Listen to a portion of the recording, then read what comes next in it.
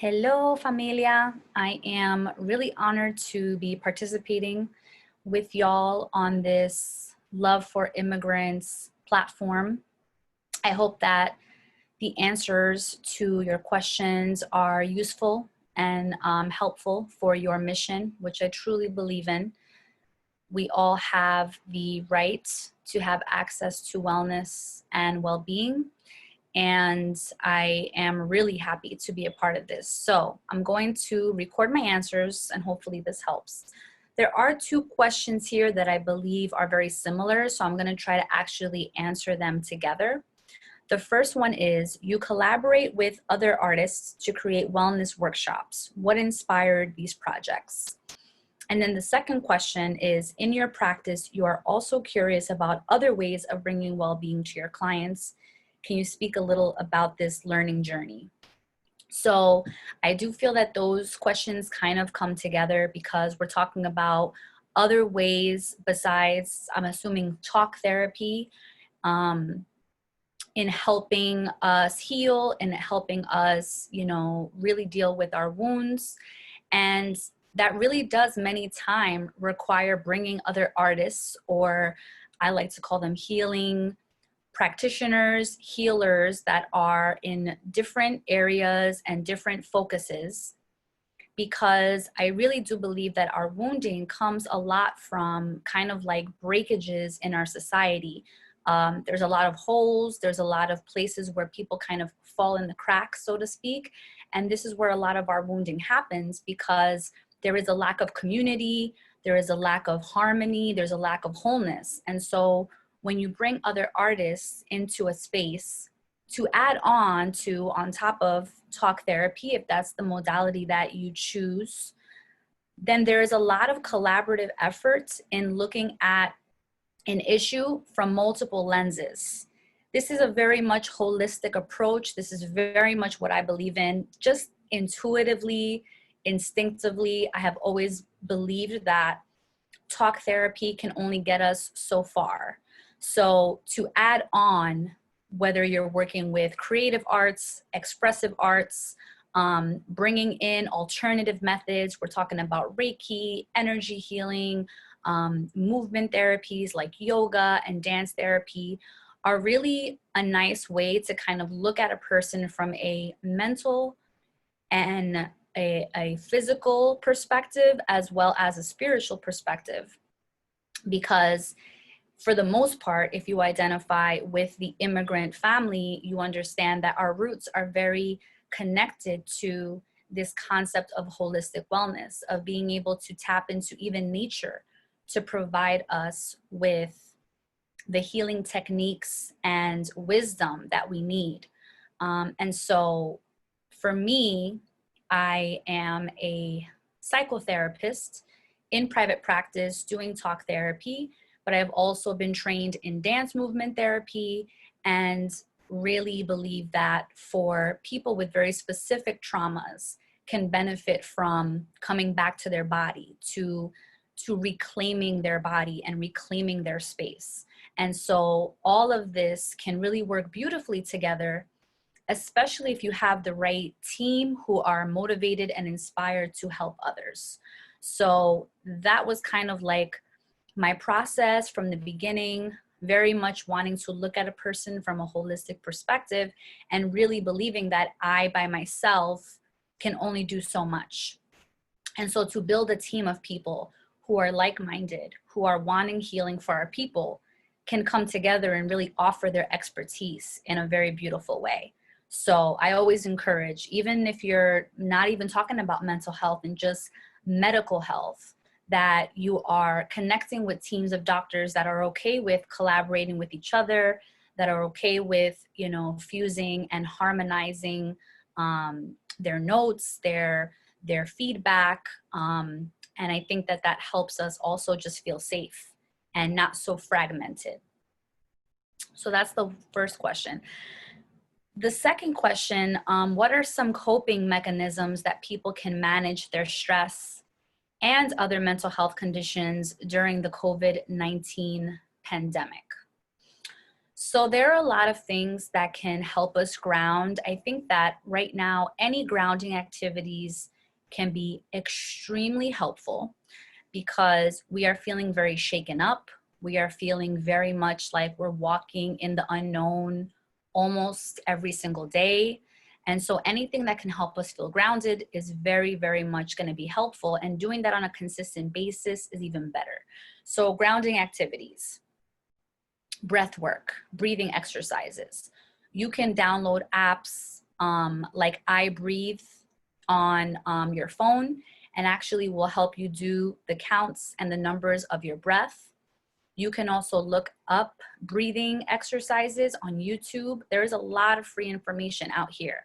Giving yourself an opportunity when you first wake up, instead of getting on your phone and going on Instagram or responding to texts, give yourself that 5 to 10 minutes to do some breath work with yourself, because it'll slow kind of like your body down. It will allow your body to know that it has an opportunity to rest and relax. It activates the part of the nervous system that actually is the rest and digest part. And it's so much easier to go and fall back into that if you're having an anxious moment or a hard time, if you're actually practicing it. It's like a training, just like training for a sport or training for a job. You know, we need to put time into that. So 5 to 10 minutes when you first wake up, breathing exercises and or meditation. So there are a lot of also guided meditations for anxiety, guided meditations for gratitude. These can all be found on YouTube for free. You can also find a lot of meditations on SoundCloud for free. You can also download the Calm app, which has guided meditations on there. Also meditations for children. And you can also look up Headspace, and I think there's one more, but I'm not too sure. But there's a lot of free resources online to do meditations that are guided for people who have a little bit more hard times with meditations.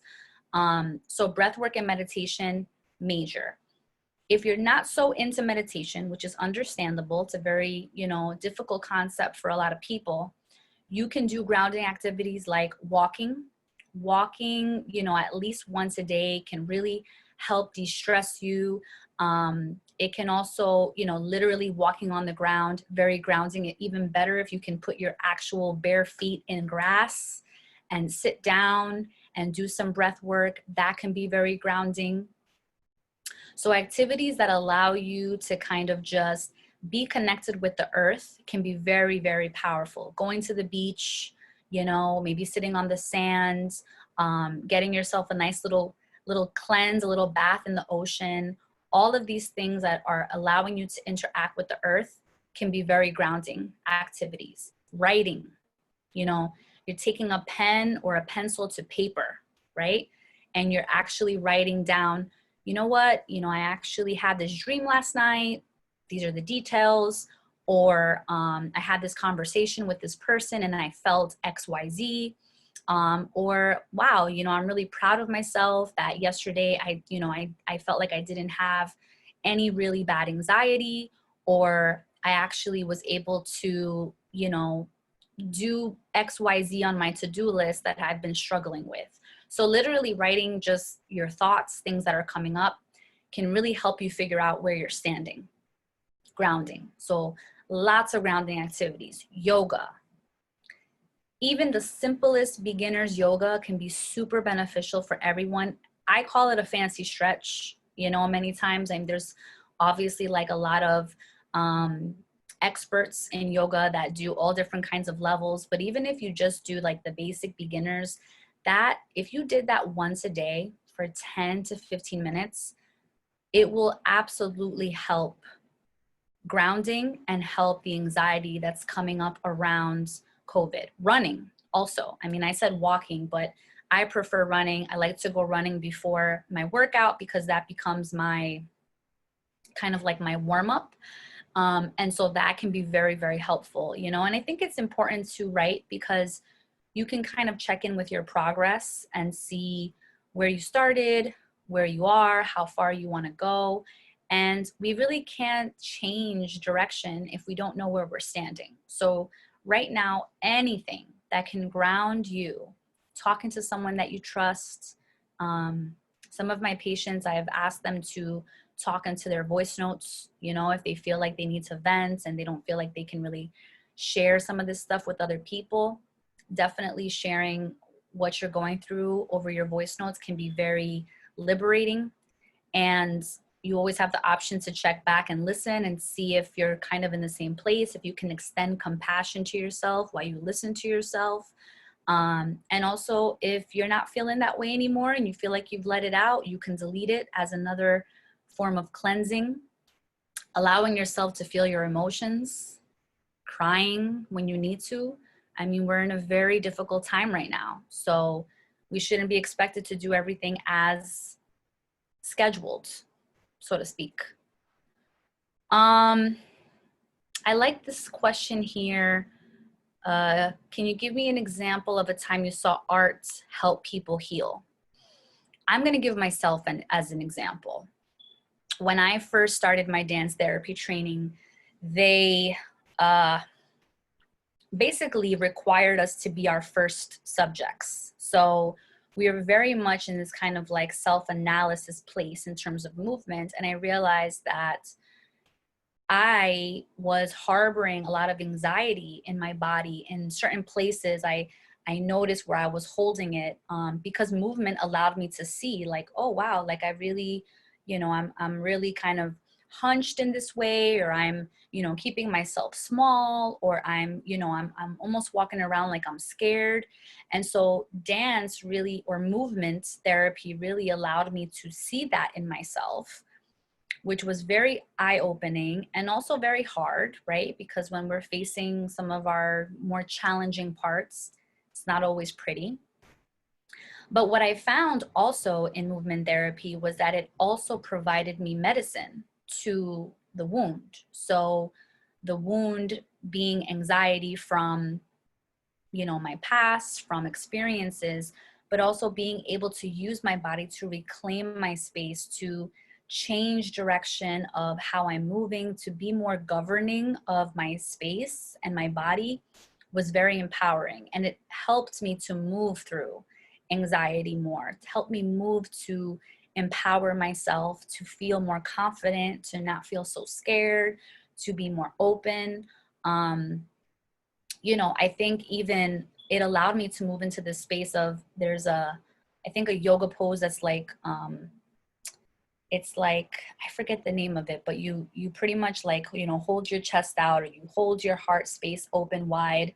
I think heart openers, I think that's what it's called. And I remember really doing this very often so that I can kind of share with the universe, or share with God, that I was open to love, that I was open to receiving love, and that I didn't want to be so scared anymore. And that was like an affirmation for me. It became something that was really good. Also, something that's helpful, a technique during COVID, is reading. You know, sometimes reading can really be a nice mindfulness activity, right? Where we're focused on something that's positive for us versus taking in all the stuff that's really negative. So yes, I thought about that because of affirmations. So heart openers, you know, open to love, open to receiving, and not crumbling with anxiety, or not crumbling with fear. Because a lot of this stuff is in our head. I mean, yes, there are real things happening. But if we can have our minds, you know, just right enough, then we can really connect with our goals of getting ourselves out of whatever situation it is that we need to tend to. And then I think that's all the questions. I think the 3 mindset shifts that could help people have more well-being. I think number 1 is going to be to have solid boundaries. You know, nobody knows you like you. Nobody knows you like you. Nobody knows what your limits are. And nobody else is going to be able to read your mind. You're going to have to dictate what it is your limits are and what your boundaries are. And to reassess them often. You know, they change over time. And people have a hard time fulfilling our boundaries, or respecting our boundaries, I like to say. So that's an ongoing work. Having a good relationship with boundaries is important. The second mind shift, I would say, is make the time. A lot of people allow themselves to be distracted by so many things that they do not give themselves the time. People will literally be like, I don't have 5 to 10 minutes to do breath work in the morning. But if you knew that it could potentially keep you out of an anxiety attack, a panic attack, out of the hospital, then we would be more open to making the time to take care of these things. You know, we have to make time for our mental health. We have to make time, just like we make time for anything else that we do, our jobs, our children, you know, even more so if we have children. We have to be able to make the time. And if we don't have the time for whatever reason, then it's important to position ourselves to be able to have time. And anyone can reach out to me to talk to me about my services. I'll share the information with the group. So that's the second one.